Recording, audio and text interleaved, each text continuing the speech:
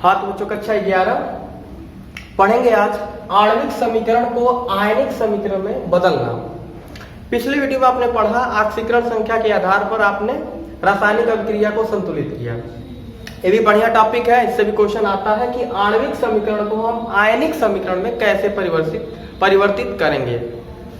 ठीक है, आयन मतलब आपको पता ही है, ठीक है, प्लस माइनस जहाँ आ जाएगा उनको आयन में तोड़ा जाता है। H2O क्या है, एक यौगिक है, उसको हम आणविक कह सकते हैं। तो पहला नियम क्या है, नियम क्या है, कह रहा है पहला जल में घुलनशील, मतलब जो हमारा रासायनिक अभिक्रिया दिया रहेगा उसमें हम यह देखेंगे कि कौन सा जो हमारा पदार्थ है यानी कौन सा यौगिक है वो जल में घुलनशील है। ठीक है, अब ये कैसे पता चलेगा, क्वेश्चन करेंगे आपको पता चलेगा। तो जल में जो घुलनशील होंगे उससे प्लस और माइनस में क्या करेंगे, धनात्मक और ऋणात्मक में तोड़ लेंगे। तो यानी पहला नियम क्या है कि वे यौगिक जो जल में घुलनशील होंगे उन्हें धनात्मक और ऋणात्मक आयनों में तोड़ लेंगे।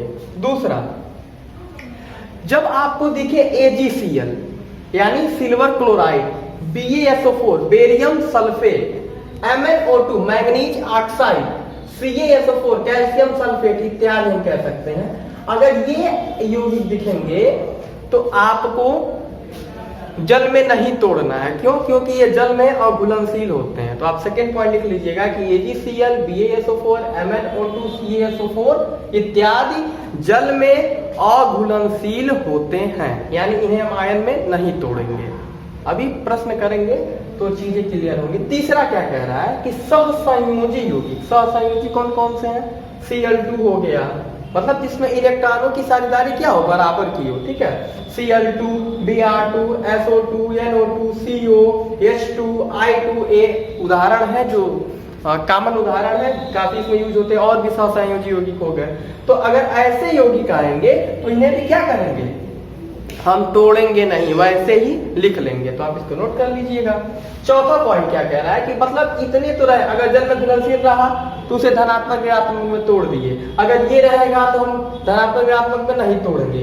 तीसरा कह रहा है कि अगर ऐसे भी यौगिक रहेंगे इन्हें भी हम धनात्मक और ऋणात्मक में नहीं तोड़ेंगे।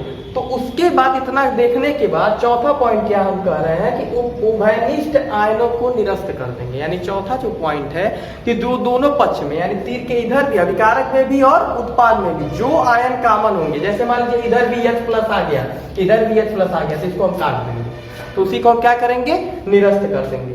ठीक है, नोट कर। हाँ तो बच्चों पहला क्वेश्चन हम देखते हैं, कह रहा है कि 2HgCl2 यानी मर्क्यूरी क्लोराइड पे SnCl2 स्टेनस क्लोराइड की अभिक्रिया हो रही है, मर्क्यूरस क्लोराइड बन रहा है और स्टैनिक क्लोराइड बन रहा है। यह आणविक रूप में है, क्योंकि देखिए Hg है, क्लोरीन के दो अणु है, Hg है, मतलब क्या है, अपने अणु अवस्था में। तो इसी को बोले हम कि ये समीकरण कैसा है, आणविक समीकरण है, और ये क्या है, आयनिक है। तो इसको इसमें परिवर्तित करने के बीच हम कैसे करेंगे, वही आपके नियम के अनुसार करेंगे। तो कह रहा है कि जो जल में घुलनशील हो, तो आपको भी लिखवाए थे AgCl, BaSO4, CaSO4, ऐसा कुछ जिसमें दिख नहीं रहा है, इसका मतलब क्या है कि जो भी दिया सब आयन में टूटेगा। तो कितने Hg है, 2 Hg है, तो 2 Hg को हमने तोड़ दिया। हमने तो यहाँ 2 प्लस लिखा है। अब आप सोच रहे होंगे कि 2 प्लस ये कैसे आपने लिख दिया है, आपको यहाँ 1 प्लस लिखना चाहिए या 3 प्लस लिखना चाहिए। तो आपको पता होगा कि आयन की लिस्ट में मर्क्यूरस और मर्क्यूरिक दो वैलेंसी होती है, सब कॉमन चीजें पढ़ाई गई होंगी। मर्क्यूरिक क्या होता है, मर्क्यूरिक अगर रहेगा तो Hg 2 प्लस होता है, और मर्क्यूरस रहेगा तो Hg 1 प्लस रहेगा। ठीक है, Hg 2 प्लस और Hg 1 प्लस। Hg 2 प्लस है, इसलिए Hg से 2 क्लोरीन जुड़े हुए हैं, तो इसके लिए आपको आयन की लिस्ट याद होनी चाहिए। तो 2Hg पे 2 प्लस, यहाँ 2 क्लोरीन है तो 2 2 जा 4, यानी 4 क्लोरीन, और क्लोरीन पे कितना माइनस, 1 माइनस, तो इसको हमने तोड़ दिया, 2Hg 2 प्लस और 4Cl minus, mercurous mercury chloride को। अब ये स्टेनस क्लोराइड है, यहाँ पे कितने क्लोरीन है, 2 क्लोरीन है, तो स्वाभाविक सी बात है कि Sn की बैलेंस कितनी होगी, 2 प्लस होगी। अब हम इसलिए कह रहे हैं कि Cl पे कितना होता है, 1 माइनस होता है, क्रॉस मल्टीप्लाई होगा तो आ जाएगा। तो Sn 2 प्लस और 2Cl है तो 2Cl, Cl पे 1 माइनस होता है तो 1 माइनस हमने लिख दिया। तो ये तो था अभिकारक को तोड़ना। अब उत्पाद को ऐसे तोड़ते हैं, कितने Hg हैं, 2 Hg हैं, यहाँ कितना होगा 1 प्लस क्लोरीन एक है तो 1 प्लस वैसे भी होगा, वैसे भी ये मर्क्यूरस के फॉर्म में है तो Hg 1 प्लस हो गया। कितने Cl है, ये इससे मल्टीप्लाई हो गया 2Cl, तो 2Cl और Cl पे 1 माइनस, तो 1 माइनस हमने यहाँ लिखा है 2Cl 1 माइनस। अब SN है, SN पे कितना होगा 4 प्लस होगा और 4Cl है तो 4 माइनस होगा। अब देखिए कि इस पक्ष में और इस पक्ष में कॉमन क्या है, तो 2Hg 2 प्लस है, ये 2Hg 1 प्लस है। अब ऐसे मत कर देना कि अंदर की तरह काट देना कि Hg देखे तुरंत काट दिए, ऐसा नहीं, ये देखिए 2 प्लस है, ये 1 प्लस है, ध्यान देना।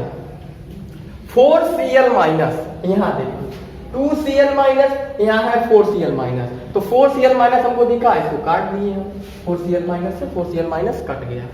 SN2 प्लस और यहाँ SN4 प्लस है, ये भैया बैलेंस ही देखना, 2 प्लस है, ये 4 प्लस है, नहीं कटेगा। 2Cl माइनस, यहाँ 2Cl माइनस को काट दिए, जबरदस्ती मत काटे, लगा नहीं SN दिखा हम काट दिए, बैलेंस ही देख के काटना है। अब क्या हो जाएगा, अब जो बचा उसको लिख दिया 2Hg 2 प्लस SN2 प्लस, ये जो बचा उसी को हमने यहाँ पे रिप्रेजेंट कर दिया, तो ये हमारा कौन सा फॉर्म में होगा, आयनिक समीकरण के रूप में हो गया। अब देखो कि अब कहे कि कोई इसको इसमें कैसे परिवर्तित होगा, तो ये पे इस पे 2 प्लस है, तो इसका मतलब क्या है कि इससे जो भी जुड़ेगा वो 2 फॉर्म में जुड़ेगा। अगर क्लोरीन इससे क्रिया करेगा तो 2 प्लस है, तो 2Cl माइनस इससे जुड़ जाएगा। तो ये तो खैर छोड़ो, बाकी ये देखो कि कैसे इसको हमने परिवर्तित किया, नोट कर लो।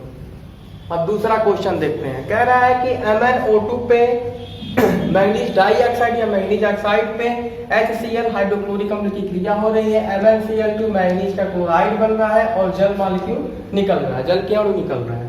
इसको हमको आयनिक में परिवर्तित करना है। पहला या दूसरा रूल देखिए, MnO2 को हमने लिखवाया है कि ये जल में अघुलनशील होते हैं और जो जल में अघुलनशील होंगे उन्हें हम आयन में नहीं तोड़ेंगे, तो MnO2 का MnO2 लिख दिया, ठीक है।